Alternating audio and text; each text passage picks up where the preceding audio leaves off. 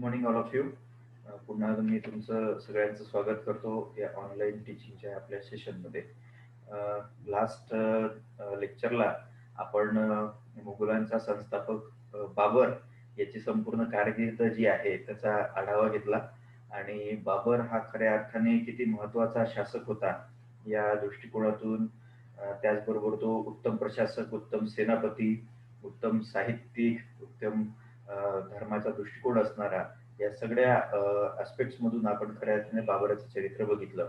आणि बाबराचं हे चरित्र जे आहे त्याच्या उत्तराधिकाऱ्यांना इतकं महत्वाचं आणि उपयोगी ठरणार होतं की ज्यामुळे एका मोठ्या इतिहासाला त्यांनी इथे निर्मिती देऊ केली. आणि भारतीय इतिहास जो आहे हा मध्ययुगीन कालखंडातला खूप एक आकर्षक आणि एक बहुमूल्य संस्कृतीला उदयमान असणारा ठरला. तर त्याची सुरुवात जी आहे ती बाबराने केली असल्या कारणाने बाबर हे महत्वाचं भारतीय इतिहासातलं एक कॅरेक्टर आहे. तर त्याची संपूर्ण जे कारकीर्द जी आहे ती आपण बऱ्याच आठवड्यापासून कंटिन्यू मध्ये बघत होतो. त्यांची समाप्ती मी काल केली, म्हणजे लास्ट लेक्चरला केली. आणि खऱ्या अर्थाने आता आपल्याला पुढच्या टॉपिककडे वळायचं आहे आजच्या लेक्चरला. आता सिलेबस नुसार जर आपण बघायला जाऊया तर तुमचा जो पुढचा टॉपिक जो आहे तो अकबराविषयीचा आहे आणि त्यानंतर आहे शेरशाह सुरी. तर आपण अकबराकडे आधी थेट न वळता आपल्याला आधी शेरशाह सुरी घ्यावं लागणार, कारण की अकबराच्या आधी शेरशाह सूरचं राज्य त्या दृष्टिकोनातून होतं. आणि म्हणूनच सिलेबस मधला हा जो क्रम आहे तो आपण व्यवस्थित करण्याचा प्रयत्न करूया. तर आजचं या लेक्चरच्या दृष्टिकोनातून शेरशाह सुरीला वळण्या अगोदर त्याचं थोडंसं बॅकग्राऊंड जे आहे, म्हणजे शेरशाह सुरीचा आधीचा काळ आणि बाबराच्या नंतरचा काळ जो आहे तो या आपल्या आजच्या लेक्चरचा विषय आहे. तर तुम्ही एक लक्षात घ्या की 30 डिसेंबर 1530 साली जे आहे बाबराचा मृत्यू झाला आग्रा येथे आणि त्याच्या इच्छेनुसार त्याला मग काबूलमध्ये दफन करण्यात आलं. आता खऱ्या अर्थाने जर बघायला जाऊया, बाबराने ज्या मुघल घराण्याची स्थापना केली त्या मुघल घराण्याचा जो एकूण एरिया जो आहे तो तुम्हाला काबूल, कंदाहार पासून म्हणजे अफगाणिस्तानच्या प्रदेशापासून तर अगदी थोडक्यात बंगाल किंवा बिहार पर्यंत बृहद अर्थाने दिसून येईल. त्यानंतर तो माळवा प्रांतामध्ये तुम्हाला त्या दृष्टिकोनातून दिसून येईल. आणि याच्यामध्ये जर बघायला जाऊया तर मुख्य त्याचं जे राज्य जे आहे ते दिल्ली, आग्रा, गंगा यमुनाच्या प्रदेशापर्यंत विस्तारलेलं होतं. तर ही एकूण संपन्न अशी मुघलांची स्थिती तो सोडून गेला होता आपल्या मागे. आता या अर्थाने जर आपण बघायला जाऊया तर बाबराने बऱ्यापैकी मुघल साम्राज्याला स्थिरता देण्याचा प्रयत्न केला होता. पण खऱ्या अर्थाने स्थिरता जी असते कोणत्याही राज्याची ही प्रशासनाच्या सुदृढीकरणामध्ये असते. जिथपर्यंत प्रशासन सुदृढ आपण करत नाही तिथपर्यंत खऱ्या अर्थाने राज्य जे आहे ते चालत नसतं. तर या दृष्टिकोनातून जर आपण बघायला जाऊया तर बाबराला तेवढा अवधी मिळालेला नाही. म्हणजे जर आपण म्हणायला जाऊया अगदी 4 वर्ष जे आहे बाबराने भारतामध्ये तिथे व्यतीत केलेले आहे. 1526 मध्ये तो आला, त्याने पानिपतचं युद्ध लढलं. तोवर 1530. तसा हा संपूर्ण जो 4 वर्षाचा कालखंड आहे हा खऱ्या अर्थाने जर म्हणायला जाऊया तर बाबराला आपली मुघलांची सत्ता जी आहे ती राजकीय दृष्ट्या पसरवण्यामागे तो लागला. त्याने तेवढं योगदान देऊ केलं. पण जर आपण प्रशासन तंत्राचा जर आपण वापर बघूया, दृष्टिकोन बघूया बाबराचा, तर तेवढा त्याला वेळ भेटला नाही की जेणेकरून एक सगळ्यात महत्वाचं राज्य जे आहे ते कायमपणे स्थिर राहील. कारण की कसं आहे की प्रशासन जिथपर्यंत स्थिर नसतं किंवा कायमस्वरूपी चांगल्या पद्धतीने लागू होत नाही तिथपर्यंत तुम्ही कोणतेही राज्य जे आहे ते चांगलं चालवू शकत नाही. आणि अशा अवस्थेमध्ये जर तुमचे शत्रू जास्त असतील आणि तुम्ही एका विरोधी राष्ट्रामध्ये असाल तर प्रशासन राहायला खूप कठीणाई त्या दरम्यान येते. तर अशीच कठीणाई जी आहे ती बाबराला त्याच्या जिवंतपणी असताना सुद्धा गेली. म्हणजे मुद्दाम जर आपण एक उदाहरण म्हणून घेऊया तर जेव्हा बाबर भारतात आला तर त्या भारतामध्ये दिल्लीच्या राजधानीच्या प्रदेशामध्ये तो जो राहत होता तेव्हा त्या आसपासच्या प्रदेशामध्ये प्रचंड त्याचे विरोधी लोक होते. म्हणजे कारण की तो एक तर बाहेरचा व्यक्ती होता. भारतीय लोक, हिंदुस्थानी लोक जे होते ते मुघलांना त्या दरम्यानच्या कालखंडात जर आपण बघायला जाऊया तर आक्रमकच बघत होते. ते त्यांना ऍक्सेप्ट करणारे नव्हते. अफगाण सुद्धा त्यांच्या विरोधात आहे, राजपूत सुद्धा त्यांच्या विरोधात आहे. अशा प्रदेशामध्ये मुघलांच्या दृष्टिकोनातून राज्य करणे फार कठीण होतं. मग जर हे राजकीयदृष्ट्या सत्ता जी आहे ती लष्कराच्या दृष्टिकोनातून जरी त्यांनी स्थापन केली असली तरी प्रशासन तंत्र राबवताना लोकांचा सहभाग आवश्यक असतो. कोणतेही प्रशासन जर तुम्हाला राबवायचं असेल गावात म्हणा, शहरात म्हणा, तर लोकांचा सहभाग जेपर्यंत तुम्ही घेत नाही तोपर्यंत ते प्रशासन कल्याणकारी भूमिकेतून जाऊ शकत नाही किंवा एक चांगल्या पद्धतीने चालू शकत नाही. कारण की तुम्हाला सेवक वर्ग लागतो, नोकर वर्ग लागतो. आणि बाबराचं जर आपण राजकीय कारकीर्द जर बघितली, तर त्याच्या संपूर्ण राजकीय कारकिर्दीमध्ये त्याच्या आजूबाजूला कोण लोक आहेत, तर ते सगळे मध्य एशियन लोक आहेत. हिंदुस्थानी लोकांचा भरमा जो आहे तो फार कमी आहे त्याच्या ह्याच्यात. त्यामुळे दिल्लीच्या आसपासच्या प्रदेशात म्हणा किंवा त्याच्यानंतर त्याने उत्तर प्रदेश जिंकलं, त्याने बिहार जिंकलं आहे. बंगालवर त्याने अस्पष्ट असा थोडासा दावा केलेला होता आणि अफगाणिस्तान पासून सगळं ते आहे. तर इथे तुम्हाला त्याचे शत्रू जास्त दिसतील. ते अजूनही मुघल जे आहे ते भारतीय समाजात मिसळलेले नव्हते. ते अजूनही परकीयच होते. म्हणून या संपूर्ण प्रदेशामध्ये एक चांगलं प्रशासन असावं, याची संपूर्ण गुणवत्ता जी आहे ती बाबरामध्ये नक्कीच होती. बाबराने प्रशासन निर्माण केलंच होतं, पण त्याला तेवढा वेळ भेटला नाही. 4 वर्षात तो काय-काय करणार होता. हे स्थायित्व जे आहे प्रशासनाला देऊ करण्याचं ते त्याला मिळालं नाही. त्याने एक पर्टिक्युलरली एक ऑप्शन इथे भारतात आल्यानंतर चूज केला. तो असा प्रशासनाच्या संदर्भातला, की जी आधीच्या हिंदुस्थानी पद्धत होती किंवा काबूलमधली जी पद्धत होती आधीच्या राजांची, ती त्याने कंटिन्युएशनमध्ये ठेवली. अर्थातच काय, तर त्याने आपले जे सरदार होते, मुख्य-मुख्य बेग जे होते, त्यांच्यामध्ये या साम्राज्याचं वर्गीकरण करून टाकलं. त्यांच्या हाती प्रदेश दिले आणि या प्रदेशांमध्ये त्यांना त्याची काय म्हणतात त्याला जहागिरी देऊन दिली किंवा वतन ते त्यांनी त्याच्या नावाने करून टाकलं. ही पारंपरिक अर्थाने एक सामान्य पद्धत होती, की कोणतेही नवीन राज्य आलं, की ते आपल्या मुख्य सरदारांना ज्यांच्याकडे फौज चांगली आहे, जे विरोध झाला तर त्याला नष्ट करू शकतात. तर अशांना त्या संपूर्ण साम्राज्यामध्ये पसरून देत होते, जेवढं त्यांनी विजित केलेलं आहे.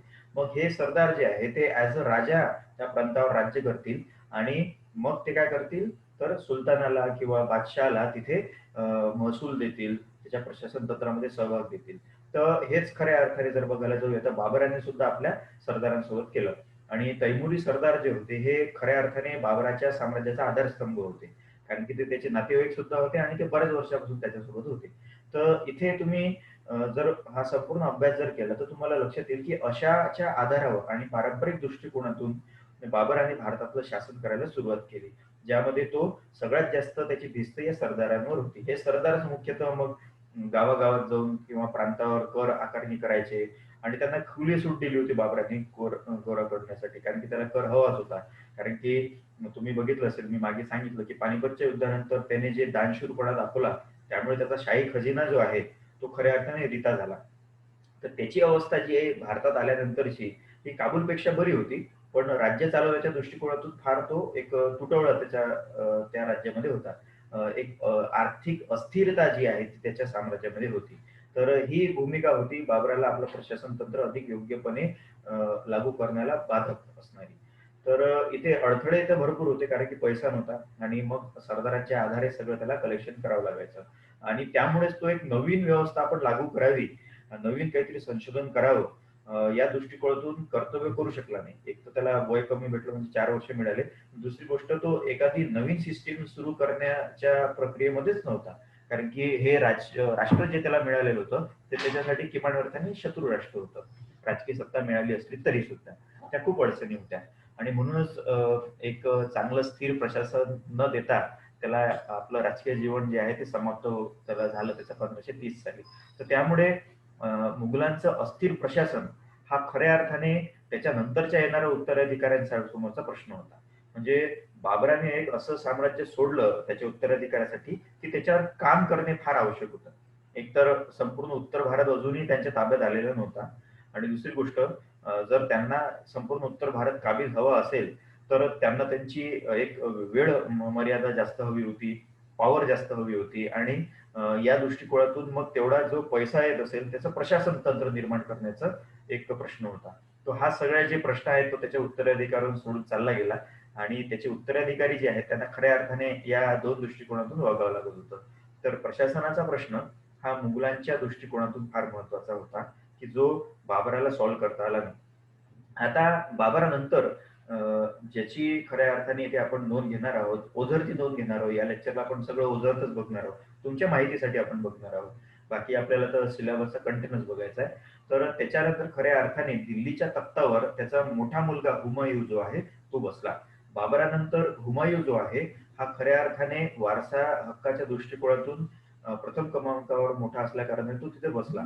आणि त्यानंतर जर आपण म्हणायला जाऊया तर ही भूमिका तिथे हुमायूनला घ्यावी लागली, की आता आपल्याला मुघल शासन जे सुरू झालं त्याचा विस्तार आता करावा लागणार. तर हे विस्तार करत असताना स्वतः हुमायूनला स्वतःची गादी जी आहे ती पहिले सशक्त करावी लागणार होती. कारण बाबराला आणखी 4 मुलं होती. म्हणजे हुमायूँ वगळता आणखी 4 मुलं होती. हे सगळे 5 मुलं त्याची होती. आणि ही 5 मुलं जी आहेत ती खऱ्या अर्थाने राजपुत्र असल्या कारणाने ती सत्तेच्या दृष्टिकोनातून सगळ्यात जास्त स्वतःचा वारसा हक्क या संदर्भामध्ये संघर्षामध्ये उतरू शकत होती. आता इथे दिल्लीच्या तख्तावर हुमायूँ जेव्हा येतो ॲज अ मोठा मुलगा म्हणून आणि बाबर सुद्धा हे इच्छुक होता की हुमायूँ त्याच्या गादीवर यावं, कारण की तो तेवढा सक्षम होता या बाकीच्यांपेक्षा. पण या भूमिकेला इतर राजपुत्र समर्थनात असतील अशातली भूमिका नाही. कारण की बाबर जसा या पृष्ठभूमीवरून जातो, तसं एक सामान्य पद्धतीची समस्या जी आहे ती पुढे येत राहते. ही सामान्य पद्धतीची समस्या कोणती असते, की जेव्हा सशक्त राजा जेव्हा राजपटलावरून जात असतो आणि जो राजपुत्र हा सम्राट होण्याचं जागेवर जात असतो, तेव्हा एक अवधी असतो मधला मिडल एक वे असतो, की जो अजून राजाला तिथे पदावर बसण्यासाठी कालमर्यादा ठेवणारा असतो. तर इथे त्यांना प्रॉब्लेम असा गेला, की हुमायूँ जेव्हा राजगादीवर येत होता तेव्हाच हे जे अ, तैमुरी सरदार होते जे बाबरासोबत आलेले होते भारतामध्ये, त्या तैमुरी सरदारांना बाबराचं जाणं जरासं फायदाकारक ठरलं. म्हणजेच काय तर या तुर्क सरदारांनी स्वतःला सम्राटाचा मदतनीस म्हणून किंवा सम्राटाचा एक सगळ्यात जवळचा अधिकारी म्हणून कधी-कधी स्वतःची अपेक्षा त्याच्यावर लादण्याच्या प्रक्रियेमध्ये ते होता. म्हणजे अर्थात काय, हुमायूँ हा नवी होता आणि त्याला या सगळ्या सरदारांच्या आधारे राज्य करायचं होतं. मग या सरदारांनी काय केलं, की किंवा या सरदाराच्या मनात काय होतं, की आपलं एक अभिभावत्व जे आहे किंवा आपलं नियंत्रण या सम्राटावर असावं. कारण की मुळात जर आपण बघायला जाऊया, तर हे तैमुरी सरदार जे होते, हे तैमुरी सरदारांना एक बंधन पाळावं लागायचं, की तैमुरीय वंशजचा थेट म्हणजे रक्तसंबंध असणारा वारसा हक्क जर तिथे नसेल, तर ते त्याला राजा मानायचे नाही. अर्थात जर तो राजाच्या जन्मातला राजपुत्र असेल किंवा राजाच्या परिवारातलाच जर असेल, तरच तो राजपदावर बसू शकतो. ही तैमुरी परंपरा होती. त्याचे बेग किंवा सरदार हे कधीही त्या पुत्राच्या जागेवर किंवा राजाच्या जागेवर बसू शकत नव्हते. एक असा नियम होता, की जो खऱ्या अर्थाने निष्ठावान सरदार वर्गाच्या प्रक्रियेमध्ये होता. पण बाबराच्या जाण्यामुळे काय झालं, की या सरदार वर्गाने स्वतःला सशक्त बघितलं आणि सुलतान पदावरती बसणार नव्हते, पण सुलतानावर आपलं नियंत्रण असावं या दृष्टिकोनातून ते वर्कआउट करत होते. पण हुमायूँच्या येण्यामुळे आणि हुमायूँ हे सगळं जाणून होता, तर त्याने ही भूमिका घेतली, की आपण या सगळ्यांना कोणालाही नियंत्रित न होता आपलं राज्य स्थापन करायचं. पण जेव्हा हुमायूँ गादीवर येतो, तेव्हा त्याच्यासमोर वेगवेगळ्या समस्या असतात. सगळ्यात पहिले तर ही सरदारांची महत्वाकांक्षा असतेच, पण त्याला स्वतः वैयक्तिकरित्या काही प्रॉब्लेम गेलेले आहेत. ते कोणते प्रॉब्लेम? तर त्याचे इतर भावंड. आता त्या दरम्यानचा हुमायूँ कालखंडातला भारत कसा होता हे आपल्याला थोडंसं बघावं लागेल. मी तुम्हाला ते एका ट्री डायग्रामद्वारे दाखवतोय. साधारण अर्थाने ते तुम्हाला त्याच्यातून लक्षात येईल, की कशा पद्धतीने हुमायूँ काळचा भारत होता. तर हा हुमायूँकालीन भारत हा हुमायूँच्या पुढचा असणाऱ्या प्रश्नांचा सुद्धा निर्देशक आहे. त्यामुळे हे एकूण ट्री डायग्राम बघणे आवश्यक आपल्यासाठी आहे. तर मी इथे स्क्रीन शेअर करतोय.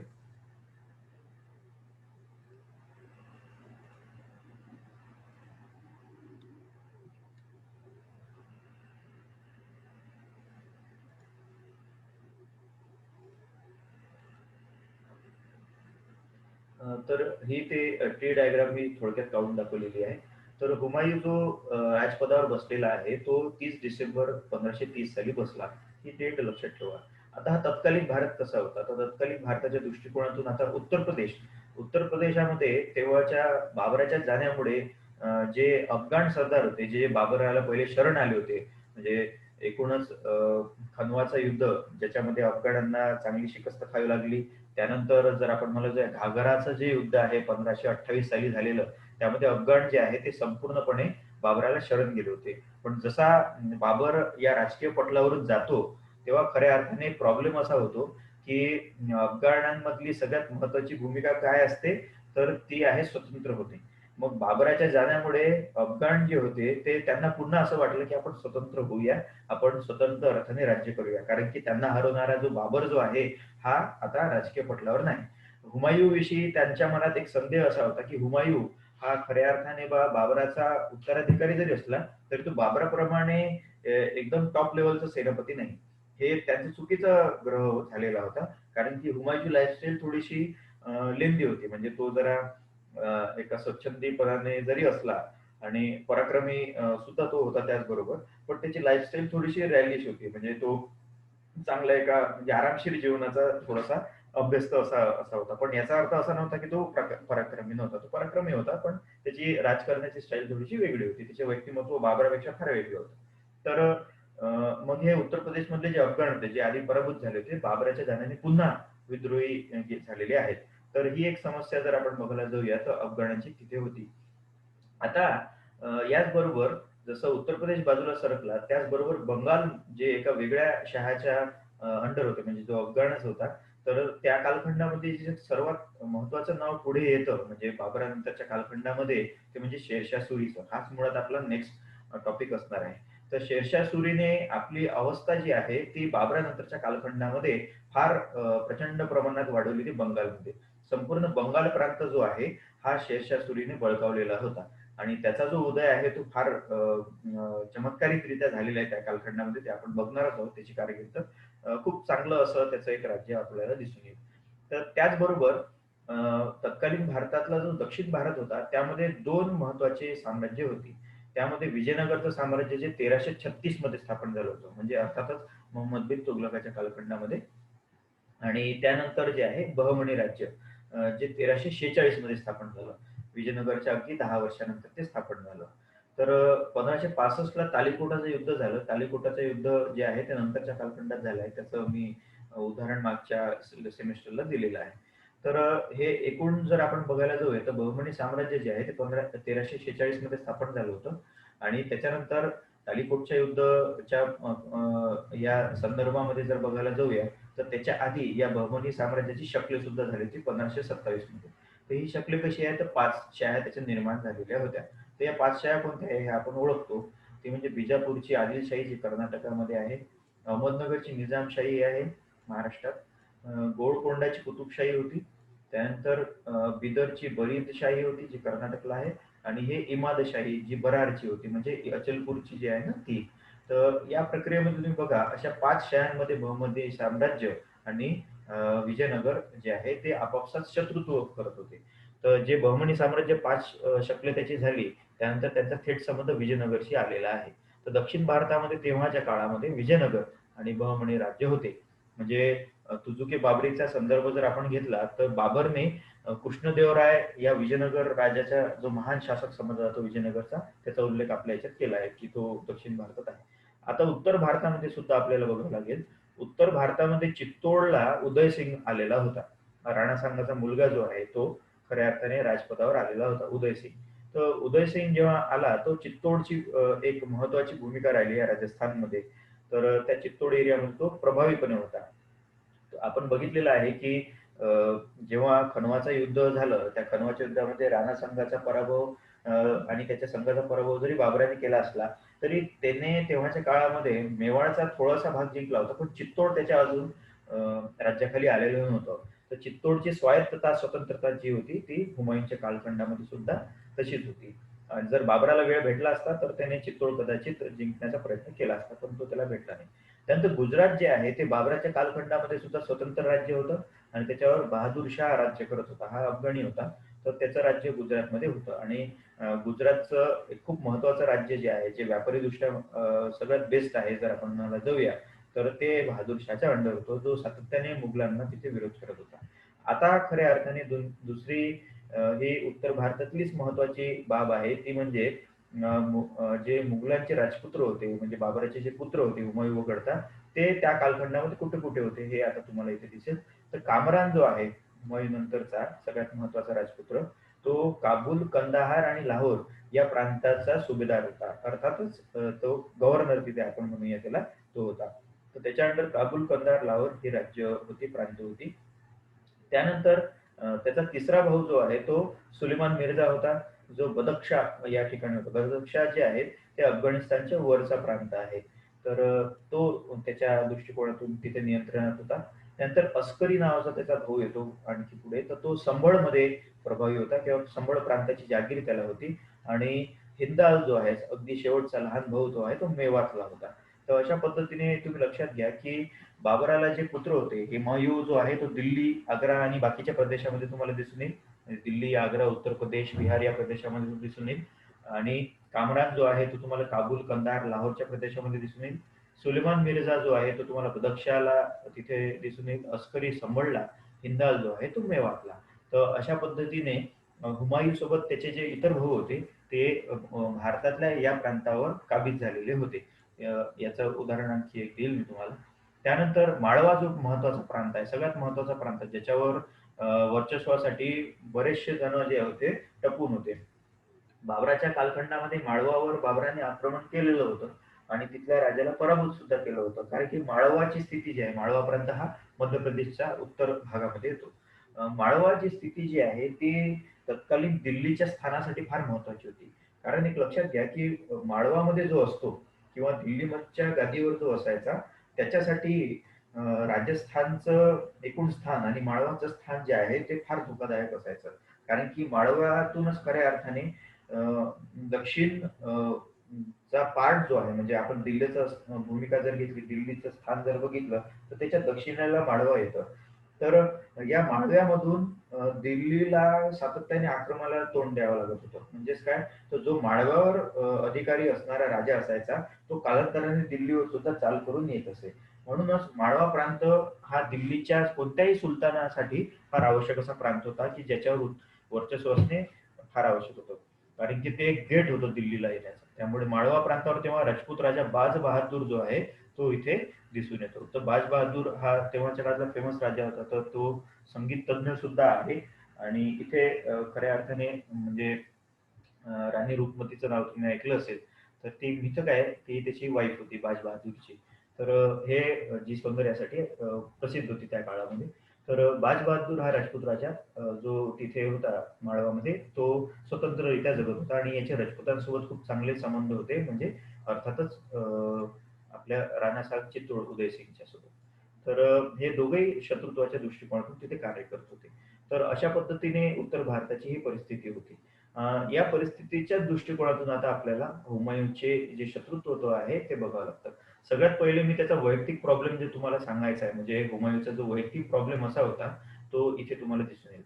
आता तैमूरी लोकांची एक परंपरा होती. ती कोणती होती, की तैमुरी परंपरेमध्ये जर जी जितकी पैतृक संपत्ती आहे, ती पैतृक संपत्ती आपापल्या मुलामध्ये वाटून देण्याची पद्धत होती. जसं आपलं वारसा हक्काचं हे राहतं ना, की सगळे अपत्य जे असतात, मुलगा आणि मुलगी याच्यामध्ये इस्टेटची वाटणी जी आहे ती समान अर्थाने करावी, असं नियम आहे आपल्या इथे. पहिले असा नव्हता. पहिले मुलाचाच हक्क वडिलांच्या संपत्तीवर समजला जायचा आणि मुलींचा नाकारला जायचा. तर तसं आता होत नाही. पण इथे जर बघायला जाऊया तर तैमुरी लोकांमध्ये ही परंपरा होती, की जे राज्य जे आहे, ते राज्य पितृ घराण्यानंतर किंवा पित्याच्या मृत्युमुखी पडल्यानंतर त्याच्या मुलांमध्ये वाटलं जायचं. आणि जर राजा जिवंत जरी असला आणि जिवंत राजा जर दुसऱ्या जागीरामध्ये तिथे काबीज त्याने केलं आणि तिथेच तो राज्य जर करत असेल, तर त्याचं राज्य जे आहे हे मग त्याच्या इतर वारसाला दिलं जायचं. तुम्ही एक उदाहरण मी तुम्हाला दिलं होतं, की जेव्हा बाबरासोबत सुद्धा हे घडलेलं आहे. बाबर जेव्हा तो आपल्या पैतृक घराण्याच्या त्या संपूर्ण राज्यावर राज्य करत होता आणि जेव्हा त्याने समरकंद जिंकलं, तेव्हा त्याला फरगना सोडावं लागलं होतं. आणि तो फरगनावरून जेव्हा समरकंदचा राजा झाला, तेव्हा फरगनाचं जे त्याचं राज्य आहे, ते त्याच्या भावाला देण्यात आलेलं होतं. ते याच नियमानुसार देण्यात आलं होतं. तर तसंच त्या पद्धतीने जेव्हा बाबराचा मृत्यू झाला, तेव्हा बाबराचा मृत्यू झाल्यानंतर या भावांमध्ये जे आहे ती वाटणी झाली. तर ही वाटणी कशी झाली? तर दिल्ली आणि त्या आसपासचा जो प्रदेश आहे, जो मुख्य भूमी म्हणू आपण मुघलांची, ती हुमायूँकडे आली आणि बाकीचा जो प्रदेश जो आहे तो कामरानकडे आला. जो कामरान त्यावेळी काबूल, कंदाहारमध्ये होता. नंतर कामरानने काय केलं, की हुमायूँची परिस्थिती बघता लाहोर सुद्धा तिथे काबीज करून टाकलं. म्हणजे लाहोरवर त्याने अकस्मात आक्रमण करून टाकलं आणि ते स्वतःकडे घेऊन घेतलं आणि त्याच्यानंतर त्याने हुमायूँला तिथे एक परवानगी मिळवण्याचा प्रयत्न केला, की मी आता लाहोर घेतलाय तर जे प्रांत माझ्याकडे आहे ते राहू दे तू माझ्याकडे. तर हुमायूँने ते राहू दिले होते. तर कामरानकडे काबूल, कंदाहार, लाहोर सारखे महत्वाचे शहर होते. काबूल, कंदाहार हे भारताकडे येणारं गेट आहे. त्यामुळे हा प्रांत गमावणे खरं पाहिलं तर हुमायूँसाठी फार कठीण गोष्ट होती. पण ते आता त्याच्या भावाकडे आली. त्यानंतर सुलेमान मिर्झाला याच पैतृक घराण्याच्या नियमानुसार बदकशाह मिळालेलं होतं, अस्करी सुद्धा संबळ मिळालेलं होतं आणि हिंदाल सुद्धा मेवातवर होता.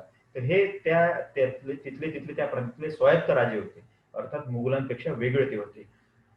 पण इथे जेव्हा सुलतानाचा एकूण जर आपण अप्रोच जर बघितला किंवा बादशाह म्हणून जेव्हा एक वेळ हुमायूँची एक स्थिती जेव्हा निर्णायक झाली होती, तेव्हा या भावांनी स्वतःला जर या स्थितीत बघितलं असेल स्वतंत्र राजे म्हणून, तरी एक नियमाच्या दृष्टिकोनातून त्यांनी का होईना स्वतःला इथे राजा न मानता इथे हुमायूनलाच खऱ्या अर्थाने आपला राजा मानण्याचा प्रयत्न केला. पण हे काही निश्चित नव्हतं. जर परिस्थिती जर बिघडली असती हुमायूँच्या धोरणाच्या दृष्टिकोनातून आपल्याला बघायचं आहे, तर या परिस्थितीनुसार मग कामरान जो आहे किंवा सुलेमान मिर्झा आहे, अस्करी किंवा हिंदाल आहेत, हे सगळे आपापला राजपदाचा दावा करू शकत होते. हे काही निश्चित असं नव्हतं, की हुमायून हा शेवटपर्यंत मुघलांचा बादशाह म्हणून राहील.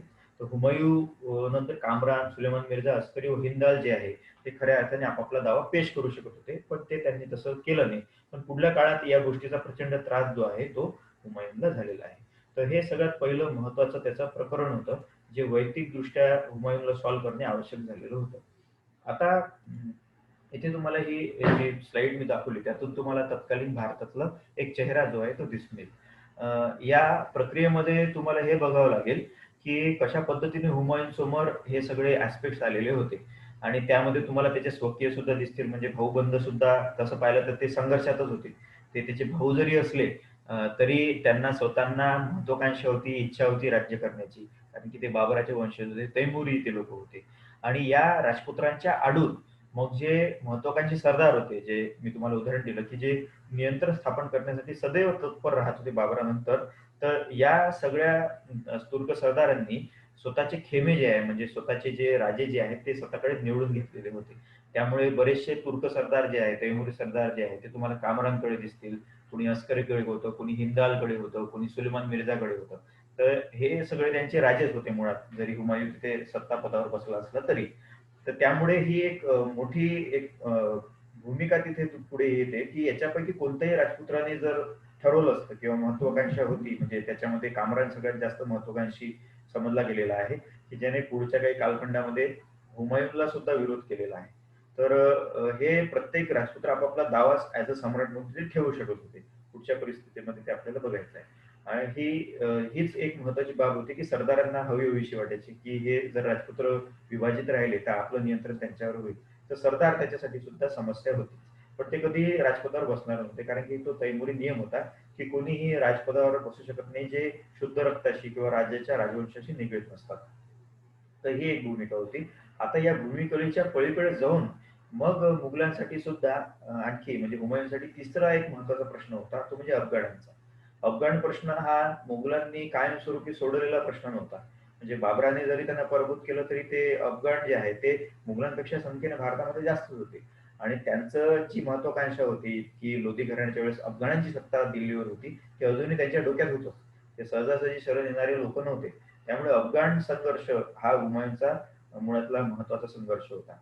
राजपूत सुद्धा जर आपण बघायला जाऊया, तर उदयसिंगच्या दृष्टिकोनातून राजपूत चित्तोड हा एक महत्त्वाचा गाभा होता, की जो संरक्षणाच्या दृष्टिकोनातून फार आवश्यक होता. कारण की राजस्थानमध्ये जी सत्ता प्रभावी असेल, तिचा डायरेक्टली इम्पॅक्ट हा दिल्लीवर असायचा. त्यामुळे राजस्थानला चित्तोडगड जिंकणे हे महत्त्वाचं दिल्लीच्या सत्तापदी असणाऱ्या व्यक्तीला आवश्यक होतं. आणि राजस्थान जिंकल्यानंतर खऱ्या अर्थाने गुजरातचं जे शासन जे आहे, कारण की गुजरातचा समुद्रकिनारा हा व्यापाराच्या दृष्टिकोनातून फार आवश्यक असणारा समुद्रकिनारा होता, की प्रचंड पैसा त्यातून मिळत असे. तर त्यामुळे जसं राजस्थानवर खऱ्या अर्थाने नियंत्रण आहे, तो ऑटोमॅटिक गुजरातवर सुद्धा नियंत्रण मिळू शकत होतं. पण जर तुम्ही गुजरात जर जिंकू इच्छित असाल, म्हणजे राजस्थान जिंकण्याच्या प्रक्रियेत तुम्ही नसाल, पण तुम्हाला गुजरात हवं असेल, तर मात्र तुम्हाला मग चित्तोड आवश्यकच होता. कारण की चित्तोड मधूनच तुम्ही गुजरातमध्ये प्रवेश करू शकत होते. त्यामुळे हुमायून समोर हा सुद्धा प्रश्न होता, की गुजरातचा जो शाह होता, तो स्वायत्त स्थिती त्याची कायम होती बाबरापासूनची. बाबराच्या त्या संपूर्ण संघर्षामध्ये त्याने कधी पडलं नाही. पण हा जो शहा होता गुजरातचा, तो बाबराच्या विरोधातले किंवा मुघलांच्या विरोधातले जे अफगाण लोक होते, त्या अफगाणांना आश्रय देणारा सातत्याने होता, त्यांना मदत करणारा होता. त्यामुळे ही समस्या सुद्धा हुमायून समोर होती, तिसऱ्या नंबरची किंवा चौथ्या नंबरची आपण पकडूया. तिसऱ्या नंबरची अफगाण आहे, चौथ्या नंबरची म्हणजे शहा आहे गुजरातचा आणि राजपूत सुद्धा आपण त्याच्यामध्ये घेऊ. तर अशा पद्धतीने हे त्याचा प्रॉब्लेम होता. हे फक्त लढाई जी होती ती उत्तर भारतापुरतीच मर्यादित होती आतापर्यंत. दक्षिण भारताचा विचार मुघलांनी सध्या तरी केलेला नव्हता, कारण की त्यांच्या आवाक्याच्या बाहेरचं होतं. ते काम जे आहे ते अकबराला नंतर करावं लागलं. तर इथे तुम्ही लक्षात घ्या, उत्तर भारतातला संघर्ष या 3-4 सत्तांमध्ये विभाजित होता. त्यामध्ये पहिले मुघल होते, त्यानंतर अफगाण होते, त्यानंतर राजपूत होते, त्यानंतर खऱ्या अर्थाने जर बघूया गुजरात सुद्धा होता. आता इथे मग बिहार आणि बंगालची स्थिती आपल्याला बघावी लागेल. बिहार याच्यावर नाममात्र असा हक्क गाजवून बाबर जो आहे तो चालला गेलेला होता. कारण की आपण बघितलं मागे की जे जौनपूर मधले अफगाण होते आणि बंगालमधले जे अफगाण होते त्यांना बाबराने घागराच्या युद्धामध्ये हरवलं, आणि घागरा युद्धामध्ये हरवल्यानंतर त्यांनी ते शरण आल्यानंतर त्यांचे राज्य परत केले. त्यांच्याकडून एक महत्वाचं क्षेत्र घेऊन घेतलं आणि तो वापस चालला गेला दिल्ली. तर या प्रक्रियेमुळे काय झालं की सरसकट बिहारचं राज्य म्हणा किंवा बंगालचं राज्य म्हणा हे मोगलांच्या नियंत्रणाखाली आलेलं नव्हतं. आणि ते नसल्या कारणाने अजूनही ते शत्रू म्हणून ते तिथे राहत होते, आणि ते त्यांनी सिद्ध सुद्धा केलं. म्हणजे शेरशाह सुरी हा अचानक जो त्याचा बंगालमध्ये उदय जो झालेला आहे तो अशा प्रक्रियेतूनच झालेला आहे, तो संघर्षाच्या प्रक्रियेतूनच झालेला आहे, तो मुघलांच्या विरोधातूनच झालेला आहे. त्यामुळे हे सगळं बघत असताना तुम्हाला ही भूमिका इथे घ्यावी लागते की तुम्हाला बंगाल आणि बिहारचे जे अफगाण जे आहेत ते सुद्धा मुघलांच्या विरोधातले होते. कारण की अफगाणाचा एक गुण फार आवश्यक होता की जर यशस्वी नेतृत्व जर निघत असेल त्यांच्यामधलं तर सगळे अफगाण टोळ्या त्याच्या एकत्र यायच्या. आपापसात ते संघर्ष करायचे, पण आपापसात संघर्ष केल्यानंतर सुद्धा जर आपण बघायला जाऊया ते खऱ्या अर्थाने तिथे निर्णायक क्षणी तिथे आपला सहभाग जो दाखवत होते. तर ही सगळी भूमिका आहे तुम्हाला हुमायूनच्या संग्रामामध्ये समजून घ्यायची, की जी खऱ्या अर्थाने एका नव्या राजकीय संघर्षाला तिथे उदयमान असताना दिसते. तर इतकं मोठं बॅकग्राऊंड आहे जे तुम्हाला समजून घ्यावं लागेल शेरशाह सुरीच्या उदयापूर्वीचं, कारण की हुमायून तिथे येतो. तर मी जे तुम्हाला दाखवलं, जी स्लाइड दाखवली त्याच्या खाली एक आणखी 2 महत्त्वाचे मुद्दे होते. ते आहेत चौसाचं युद्ध आणि कन्नौजचं युद्ध. चं युद्ध आणि कन्नौजचं हे 2 जे युद्ध झाले ते हुमायूँ आणि शेरशाह सुरी यांच्या दरम्यानचे झालेले आहेत. आणि या दोन्ही युद्धामध्ये हुमायूनचा पराभव झालेला होता, आणि हुमायूनला दिल्लीचा संपूर्ण प्रदेश जो आहे किंबहुना भारत जो आहे, हा भारत जो आहे तो खऱ्या अर्थाने तिथे सोडावा लागलेला होता. तर ही भूमिका तिथे खऱ्या अर्थाने येते की अशा पद्धतीने हुमायूनला आपला एक जो संघर्ष जो आहे तो तिथे तोंड द्यावं लागणार होतं. तर हे सगळं जे आहे आपल्याला शेरशाह सुरीच्या कारकिर्दीमध्ये बघावं लागणार आहे, कारण की तोच खऱ्या अर्थाने आपला महत्त्वाचा टॉपिक आहे. तर हुमायूनच्या संदर्भातला हा जो संघर्ष आहे, हा संघर्ष मी तुम्हाला थोडक्यात सांगितला, आणि त्याचं खरं रूपांतरण जे आहे ते शेरशाह सुरीच्या कालखंडामध्ये येतं, येऊ घातलेलं असतं. तर आपल्याला नेक्स्ट टॉपिक जो बघायचा आहे तो शेरशाह सुरीच्या अंडरच बघायचा आहे, आणि त्याच्यामध्ये मग आपण हुमायूनचं हे थोडक्यात जे विश्लेषण मी केलेलं आहे कनौज आणि बेलग्रामच्या युद्धाचं ते बघावं लागणार. तर ते आपण बघूया पुढच्या काही कालखंडामध्ये. आणि नेक्स्ट टॉपिक जो आहे तो आपला शेरशाह सुरीच्या संदर्भातच राहील, कारण की शेरशाह सुरी हा या मुघलांच्या दरम्यानचा एक महत्वाचा सरदार होता, ज्याने स्वतःला राजेपदावर तिथे बसवलं, आणि याने संपूर्ण उत्तर भारत जो मुघलांना जिंकता आलेला नव्हता तो उत्तर भारत जिंकलेला होता. अर्थातच जर आपण बघायला जाऊया मोहम्मद बिन तुघलकानंतर दिल्लीमधली जी परिस्थिती निर्माण झाली होती त्यामधलं सगळ्यात महत्वाचं राज्य ज्याने स्थापन केलं तो आहे शेरशाह सुरी.